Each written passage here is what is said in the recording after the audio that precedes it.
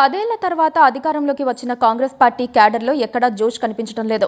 తమ కష్టానికి అంతో ఇంతో ఫలితం దక్కుతుందని, తమ స్థాయిని బట్టి పదవులు లభిస్తాయనే గంపెడాశతో ఉన్నారు.